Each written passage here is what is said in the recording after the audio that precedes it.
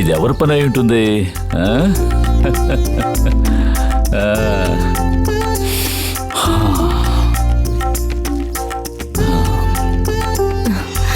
అయ్యా, కాఫీ తాగండి. నువ్వు తీసుకొచ్చావేమిటమ్మా? పనులు ఏమయ్యారు?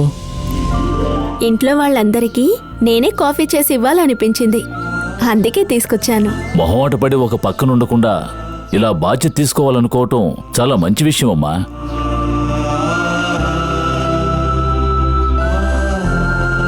అర్రే, కాఫీ బ్రహ్మాండంగా ఉందమ్మా. ఈ కాఫీ అచ్చం జానికి పెట్టిన కాఫీలానే ఉంది. అలాగా అయ్యా? అవునమ్మా, తన చేత్తో చెద్దనం తీసి కంచంలో పెట్టినా కూడా తింటే అమృతంలా ఉంటుంది. తన చేతి మహత్యం అలాంటిదమ్మా. నీ చేతి మహత్యం కూడా అలానే ఉండేలా ఉంది. అవును, ఈ సాంబ్రాణి పొగ నువ్వే వేశావా? అవునయ్యా. నువ్విలా బాధ్యత తీసుకోవడం నాకు చాలా ఆనందంగా ఉందమ్మా. అవును, నువ్వు కాఫీ తాగావా? అందరికీ ఇచ్చాక తాగుతాను. ముందుగా నువ్వు కాఫీ తాగి తర్వాత మిగతా వాళ్ళకి ఇవ్వు. సరే అయ్యా.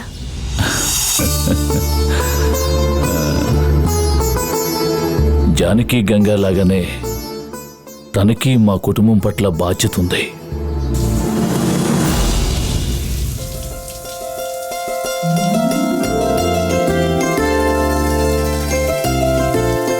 గంగా, గంగా,